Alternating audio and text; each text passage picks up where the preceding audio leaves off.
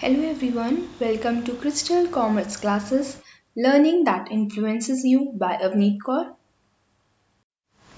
In last class, we studied nature and characteristics of partnership and rights of a partner. Partnership क्या होता है और इसके क्या characteristics हैं, agreement होना चाहिए, profit sharing ratio और relationship of principal and agent का होता है। इसे करेक्टरिस्टिक्स हमने पढ़ी थी लास्ट क्लास में और हमने पढ़ा था कि क्या राइट्स है पार्टनर के। अब हम पढ़ेंगे partnership deed. Partnership deed also known as partnership agreement. हमने पढ़ा था कि जब पार्टनरशिप में कोई आता है तो वो एग्रीमेंट एग्री होते हैं तो उसके लिए उनको एक एग्रीमेंट बनाना होता है। ठीक है, वो एग्रीमेंट बहुत इंपॉर्टेंट रोल प्ले करता है और एग्रीमेंट ओरल रिटन दोनों हो सकता है। एग्रीमेंट क्या होता है? जहाँ एक ऐसा डॉक्यूमेंट जहाँ पे हमारी सारी डिटेल्स बिजनेस ऑपरेशन से रिलेटेड मेंशन होती है और हमें राइट्स और रिस्पॉन्सिबिलिटीज पता होती है हर पार्टनर को किसकी क्या रिस्पॉन्सिबिलिटी है। ये कंपलसरी नहीं है कि रिटन ही होना चाहिए, ये ओरल भी हो सकता है। बट अगर रिटन अगर पार्टनरशिप एक डीड अगर रिटन होती है तो आप लोग मिसअंडरस्टैंडिंग और डिस्प्यूट को अवॉइड कर सकते हैं, क्योंकि अगर फ्यूचर में कोई भी ऐसी प्रॉब्लम आती तो partnership deed as a evidence work करता है। A partnership deed, also known as partnership agreement, is a document that outlines in detail the rights and responsibilities of all parties to a business operation. The law does not make it compulsory to have a written agreement. However, in order to avoid all misunderstandings and disputes, the partnership deed contains the following points. Partnership deed में ये सारे points mention होना बहुत important है। पहला है name and address of the firm. आप किस नाम से अपनी पार्टनरशिप फर्म खोल रहे हो उसका नाम और उसका address. Second, name and address of the partner. उसमें हर एक पार्टनर का नाम और उसका एड्रेस, उसका घर का एड्रेस होना जरूरी है। The type and nature of business of the firm proposes. ऐसा नहीं, टाइप और नेचर जरूर मेंशन होना चाहिए जिससे आपको पता चलेगा क्योंकि जब आप पार्टनरशिप एग्रीमेंट बनाते हो तो आपको इंडियन पार्टनरशिप एक्ट के अंडर आ जाते हो। सब कुछ लीगल होना इंपॉर्टेंट है और जब लीगल, इससे आपको पता चलेगा कि आप किस तरीके का बिजनेस कैरी करोगे सोसाइटी में और वो लीगल है कि नहीं है। Amount of capital to be contributed by each partner and whether the capital accounts will be fixed और फ्लक्चुएटिंग। अमाउंट कितना कैपिटल, कितना पैसा, कैपिटल मतलब क्या होता है? मनी, पैसा। कितना कैपिटल आप हर एक पार्टनर कंट्रीब्यूट कर रहा है और हम जो कैपिटल अकाउंट मेंटेन करेंगे वो फिक्स्ड है कि फ्लक्चुएटिंग है। हम पार्टनरशिप पे दो तरह के अकाउंट्स मेंटेन कर सकते हैं, फिक्स्ड बेसिस पे या फ्लक्चुएटिंग। ये भी हम फर्दर पढ़ेंगे, हमारा टॉपिक है नेक्स्ट लेक्चर का, नेक्स्ट क्लास का है मतलब, जिसमें हम पढ़ेंगे कि फिक्स्ड कैपिटल अकाउंट के अंदर कितने अकाउंट्स आते हैं, फ्लक्चुएटिंग के अंदर क्या डिफरेंस है इनके बीच में। थर्ड है interest on capital. Interest on capital का मतलब होता है कि जो भी पार्टनर ने अगर कैपिटल दी है तो क्या उसको रेट ऑफ इंटरेस्ट मिलेगा कि नहीं मिलेगा। ड्राइंग्स हम 11th में भी पढ़ चुके हैं। ड्राइंग्स का मतलब होता है जब कोई पार्टनर बिजनेस से पैसा निकाल रहा है अपने पर्सनल यूज के लिए, बिजनेस का पैसा अगर वो पर्सनल यूज के लिए विड्रॉ कर रहा है तो हम बोलते हैं वो ड्राइंग है। तो क्या ड्राइंग्स अलाउड है कि नहीं अलाउड है और कितना पर्सनल यूज के लिए। फिर है इंटरेस्ट ऑफ ड्राइंग। अगर ड्राइंग्स अलाउड है तो कितना इंटरेस्ट मिलेगा ड्राइंग का आपको देना पड़ेगा पार्टनरशिप में। जो ड्राइंग जो होगी वो पार्टनरशिप फर्म के लिए एक प्रॉफिट होगी। 8th पॉइंट है हमारा प्रॉफिट शेयरिंग रेशियो, जहाँ पे ये मेंशन होगा कि सब पार्टनर्स एग्री करके ये मेंशन करेंगे कि कौन सा रेशियो, किस रेशियो पे हम लोग अपने आपस में वो लोग पार्टनर्स प्रॉफिट्स और लॉसेस को बियर करेंगे। प्रॉफिट्स जो भी अर्न करेंगे वो शेयर करेंगे और जो भी लॉसेस अगर होते हैं तो वो कैसे बियर करेंगे, किस रेशियो में बियर करेंगे, ये एग्रीड रेशियो मेंशन होता है। थर्ड, फिर है 9th पॉइंट हमारा सैलरी, जिसमें ये देखते हैं कि कोई पार्टनर को क्या हम सैलरी देंगे काम के लिए कि नहीं मिलेगी उसको। गुडविल में हम ये देखेंगे कि जब भी कोई पार्टनर एडमिट होगा हमारी पार्टनरशिप फर्म में, कोई न्यू पार्टनर एडमिट होता है या कोई पार्टनर रिटायर्ड होता है तो हम किस मेथड से वैल्यूएशन करेंगे गुडविल का। फिर नेक्स्ट पॉइंट है accounting period of the firm.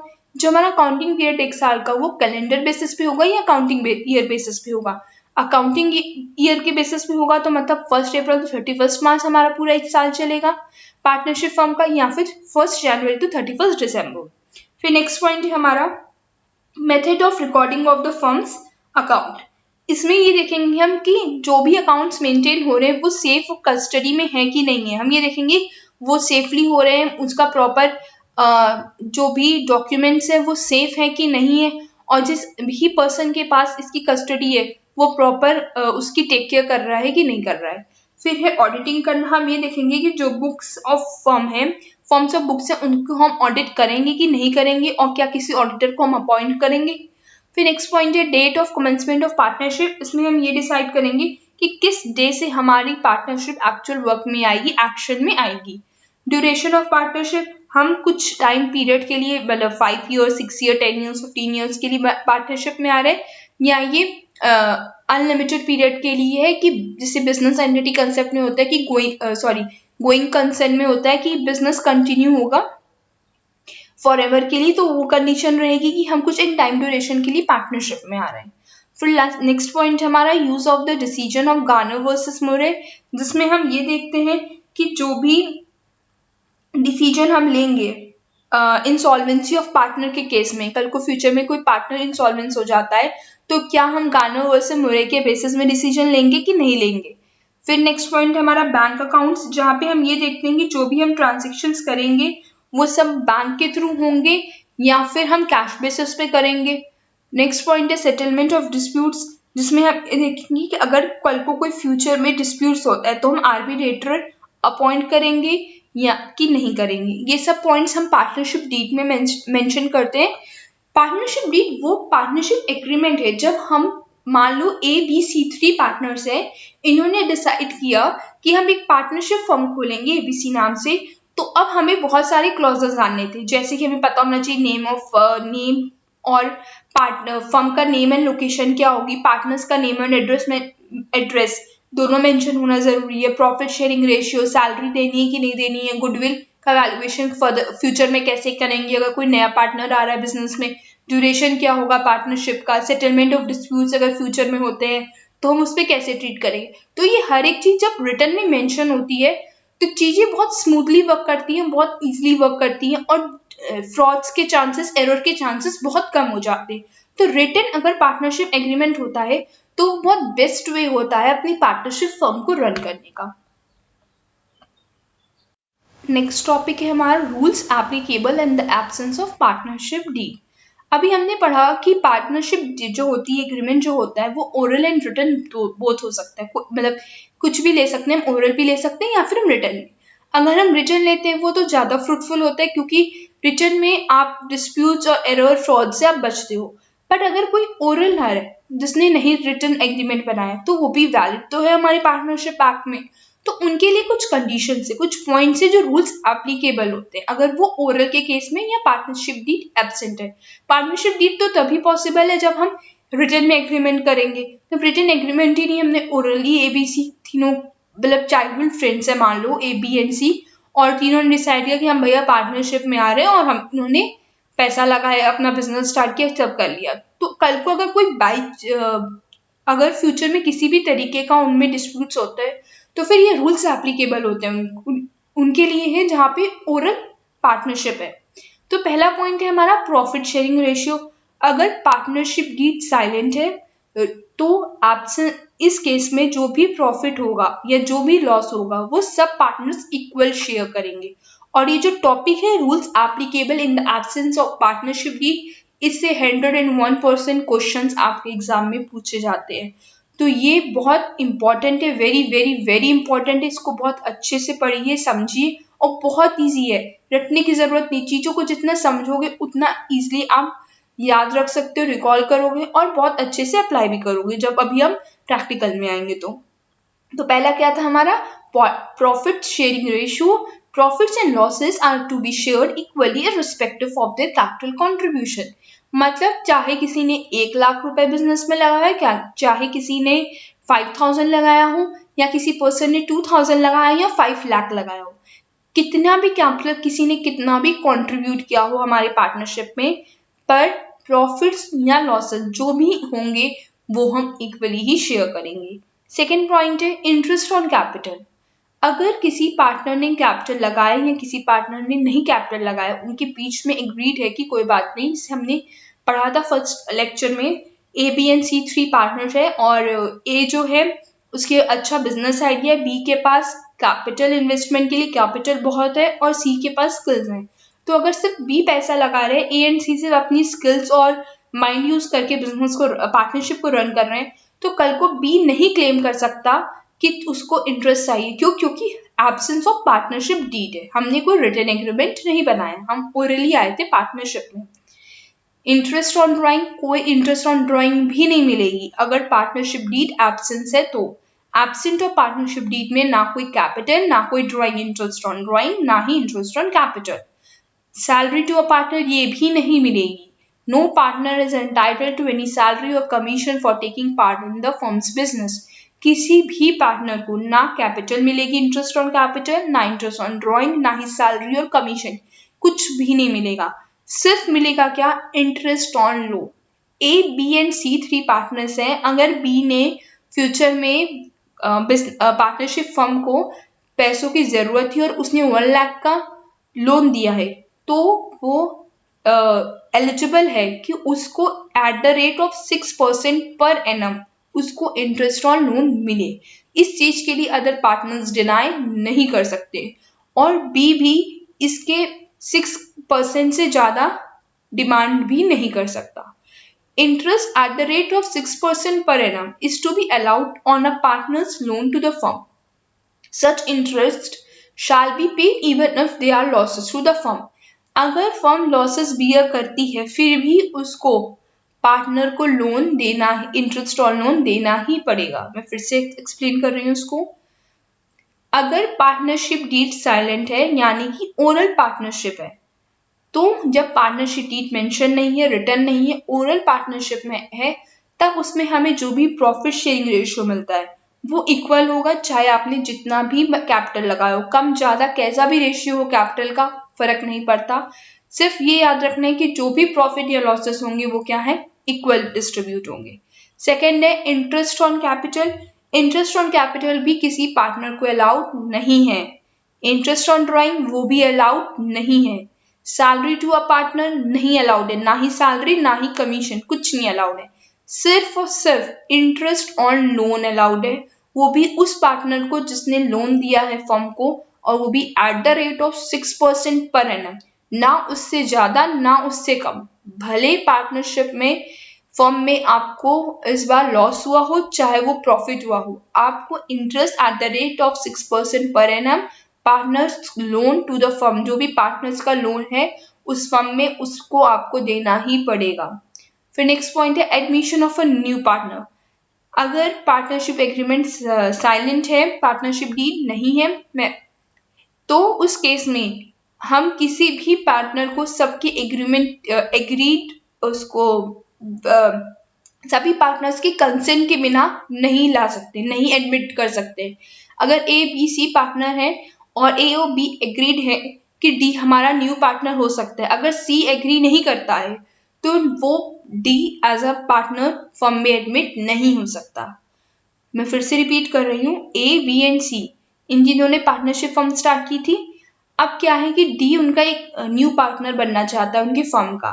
A and B तो कह रहे हैं ठीक है डी हमारा न्यू पार्टनर बन जाए, पर सी को नहीं चाहता है कि डी पार्टनरशिप फर्म में आए हमारी और पार्टनर बने। तो जब तक डी सी है वो अपना कंसेंट नहीं दे रहा है, तब तक डी पार्टनर नहीं बन सकता पार्टनरशिप फर्म का। नेक्स्ट पॉइंट है each partner can participate in the conduct of business. हर एक पार्टनर पार्टिसिपेट कर सकता है बिजनेस ऑपरेशंस में, जो भी पार्टनरशिप फर्म के। लास्ट पॉइंट है हमारा each partner can inspect the books of a firm and can take a copy of the same. हर एक पार्टनर का राइट है कि वो बुक्स ऑफ फर्म को इंस्पेक्ट करे और उसकी कॉपी अपने पास रखे। तो ये सब पॉइंट्स थे हमारे 8 पॉइंट्स जो कि एप्लीकेबल होते हैं जब partnership deed absence of partnership deed में, जब पार्टनरशिप जो भी होती है हमारी वो ओरल बेसिस में होती है, पार्टनरशिप एग्रीमेंट जो है ओरल बेसिस पे है। तो ये 8 पॉइंट्स जो हैं ये एप्लीकेबल होते ताकि कल को फ्यूचर में कोई भी डिस्प्यूट्स ना हो। अगर होते हैं तो हम इसके अकॉर्डिंग वर्क करते हैं, हम इस चीज को डिनाई नहीं कर सकते।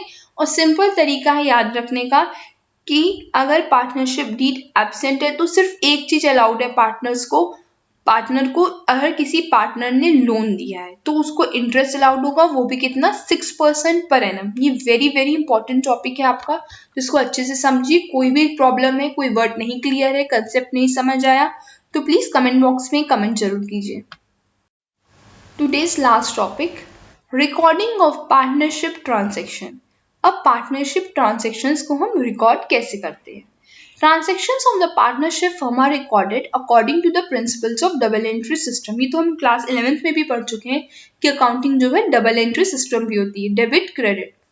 The only difference between accounting of a sole trader and partnership firm is that the profits of the partnership firm is divided among the partners. Usually, for this purpose, the profits as per profit and loss account is transferred to a newly opened account, namely profit and loss appropriation account. Entries for interest on capital, interest on drawing, salary to partners and division of profits among the partners will be passed only in that account. इसका मतलब ये है कि जो हमने जब soul tradership पढ़ी थी, सोल प्रोप्राइटरशिप क्लास 11th में, और जो पार्टनरशिप अभी हम पढ़ रहे हैं, इनमें जो डिफरेंस है वो ये है कि सोल ट्रेडिंग में जो हमारा प्रॉफिट आता था उसको किसी को हमें डिस्ट्रीब्यूट तो करना नहीं होता क्योंकि सिंगल ओनर है, उसका खुद का बिजनेस है, एक का बिजनेस है, ए सोल प्रोप्राइटर है और वो बिजनेस रन करे, जो प्रॉफिट लॉस होगा वो उसका होगा.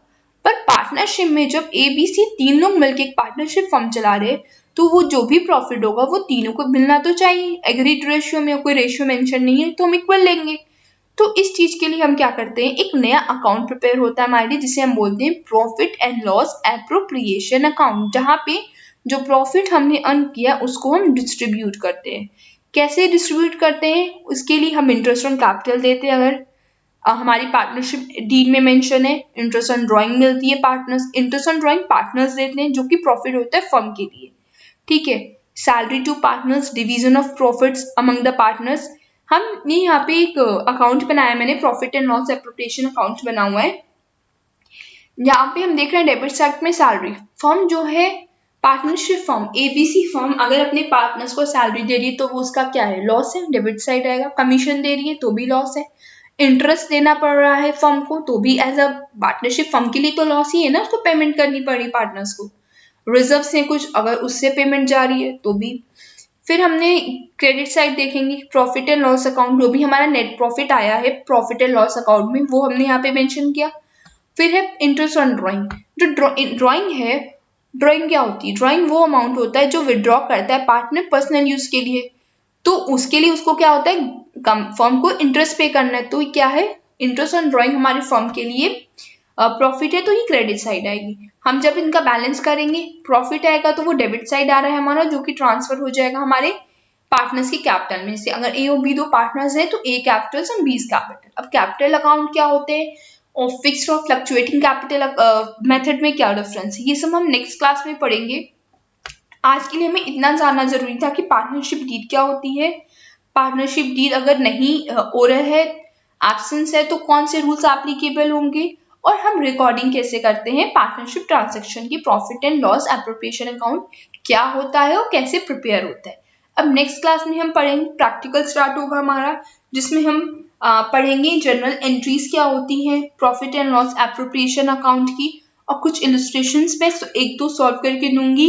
और हम ये भी पढ़ेंगे कि डिफरेंस क्या होता है profit and loss account and profit and loss appropriation account में. Change charge against profit, appropriation out of profit, ये दो टर्मिनोलॉजीज हैं, इनको भी समझना, इनके डिफरेंस को समझना बहुत इंपॉर्टेंट है. नेक्स्ट क्लास में हम ये सब पॉइंट्स कवर करेंगे.